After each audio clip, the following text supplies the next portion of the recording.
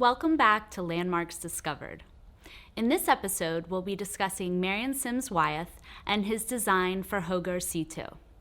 Built in 1921, the house was designed for E.F. Hutton and his wife, Marjorie Merriweather Post.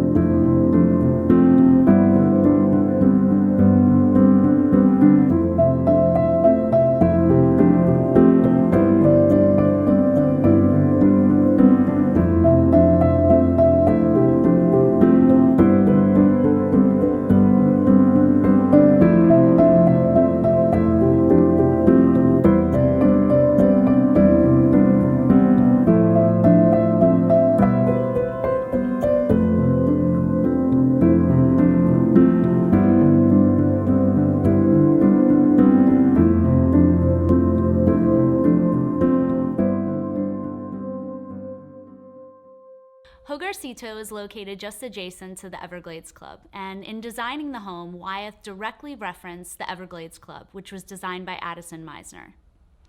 And Katie, you found a great quote from Meisner that he discusses what his inspiration was for the Everglades Club.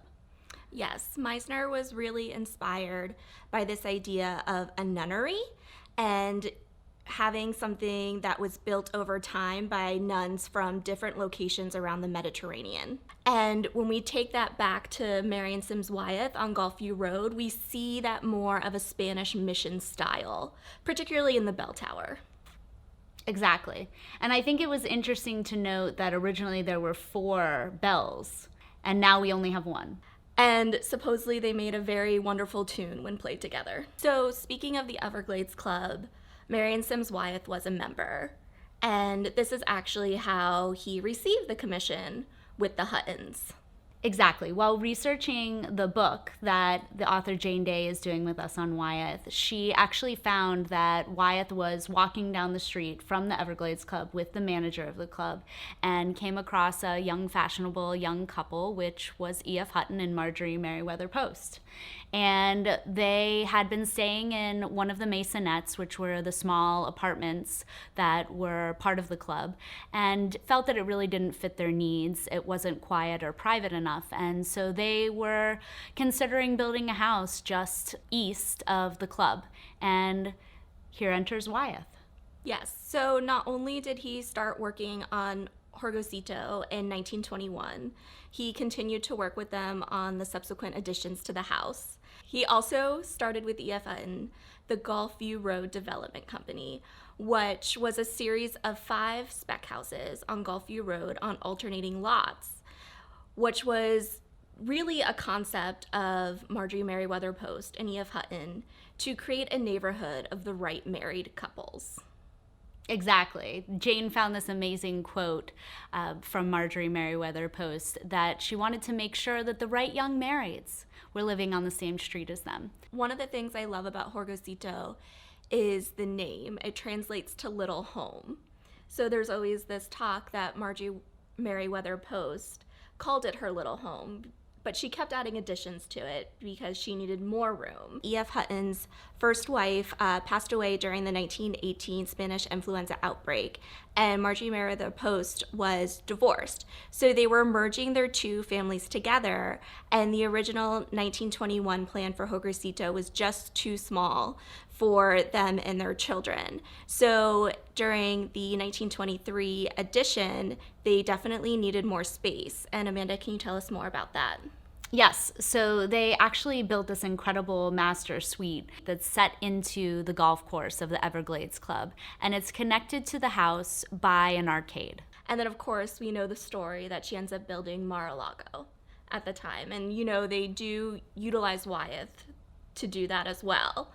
So it's really interesting that she keeps needing more room, and then she calls this house her little home. Which she quickly outgrew because they moved in 1921, and then I think it took 3 or 4 years to build Mar-a-Lago. So in 1927, E.F. Hutton's brother, Frank, actually purchases the home from them. when they moved into Mar-a-Lago. Horgacito had a great restoration team that included the architect Jackie Alberon and Scott Sloan of Sloan Construction. We sat down with Jackie to talk about the restoration and also her role as a landmarks commissioner. I was again just privileged to be asked to be the architect to do the restoration that needed to be done. And so I have been, working on it until only a few months ago, because what happened was that there were a lot of things that we found. The house looked pristine when you walked through because it had been very well maintained with paint.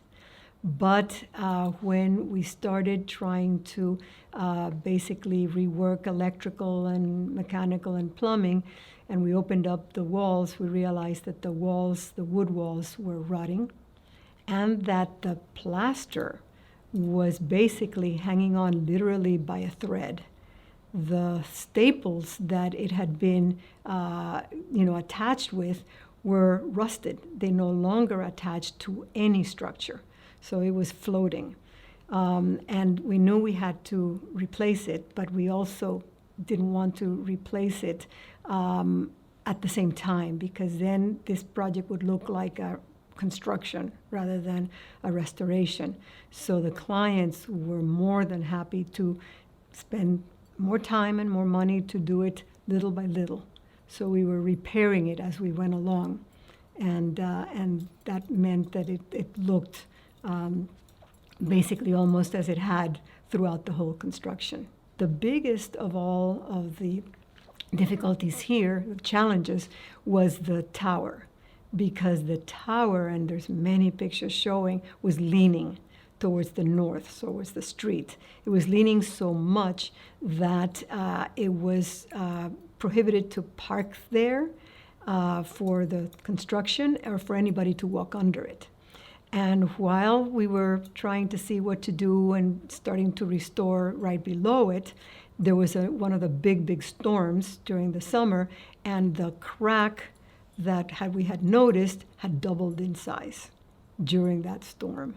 So we realized immediately we had to remove the tower.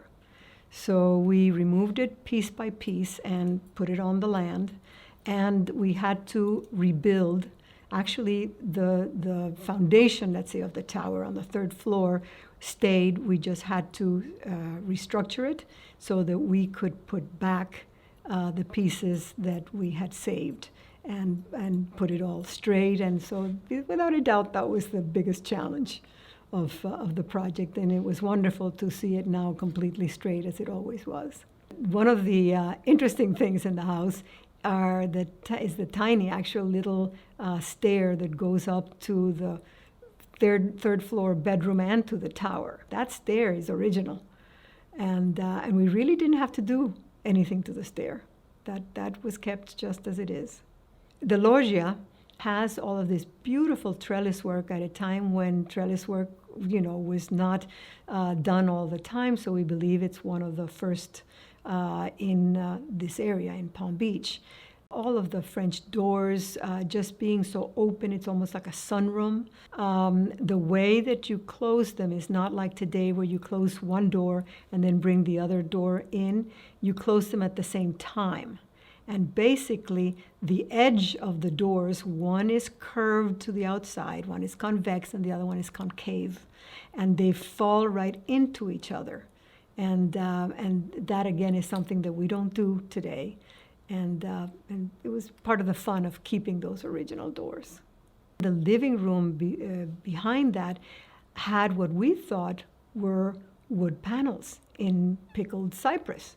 And then, again, trying to restore it, we realized that it was plaster that had been made to look like wood because they had added wood moldings to it. And again, we think that was done possibly during the 27 edition. And so then, we, of course, restored the wood. And then we added wood in the ceiling because, again, when the space was enlarged, the ceiling was very plain for such a large space. I can almost get into Marjorie Merriweather Post's head because the original house is actually very simple in its design, especially on the interiors. And when you walk into the second floor, especially of the guest house, it's all beautiful moldings in the ceilings, in the above all the windows and doors, and you can tell she was already starting to get into the more elaborate design. So even though the outside blends right in, the inside you see a big difference. So in E.F. Hutton's office, there's actually some really beautiful detailing and some tile work that is seen really throughout the house. And there's this really beautiful tile work depicting scenes from Don Quixote de la Mancha that surround the fireplace. And it's interesting because in doing research for this episode, we found that this is actually a very popular motif for tile work from Spain. And there's actually a region or small town called Talavera in Spain that's well known for its ceramics. So it's possible that that's where this tile work came from.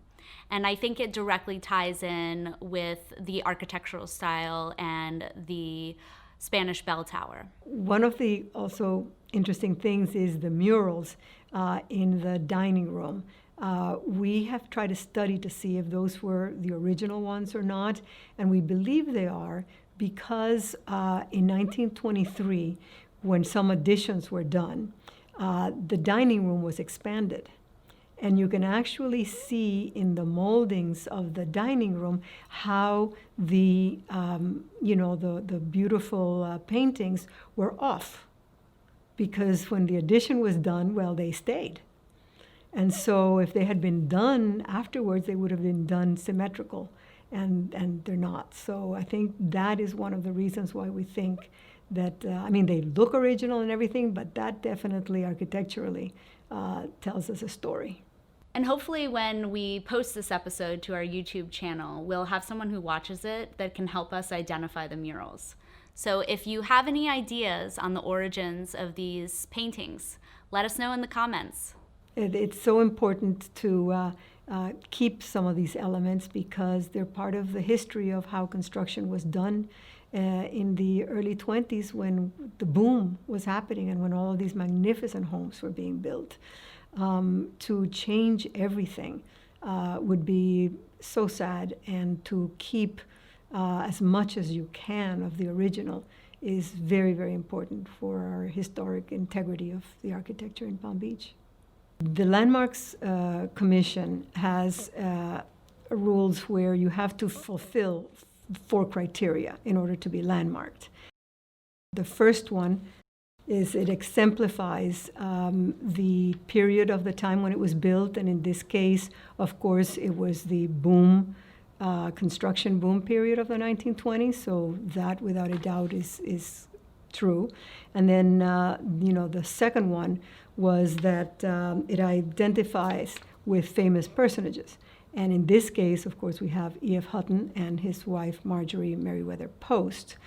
And it embodies the characteristics of a famous architectural style, in this case, the Mediterranean style of architecture. And it was representative of a master builder or architect, and in this case, it's Marion Sims Wyeth. Now, what's amazing is that most landmarks only fulfill 1 to 3 of this criteria. This particular one fulfills all 4, and that is very unusual and makes this even more special. Well, I think Horgacito and Golfview Road as a landmarked place, and that it was in 1996, really represent not only Marjorie Merriweather Post, but the work of Marion Sims Wyeth as an architect who can develop a whole streetscape. Exactly. I think that's a really good point. And as Jane mentioned in the forthcoming book on Wyeth, that she feels that you can really see his talent as an architect in the design for Golfview Road because it represents his thoughts without any owner input. So he did it completely on his own. So you can't credit it to anyone else. which is really interesting. And these houses were built on speculation, and they stand the test of time. Definitely. In our next episode, we'll be exploring another property on Golfview Road that was designed by the architect Clark Lawrence.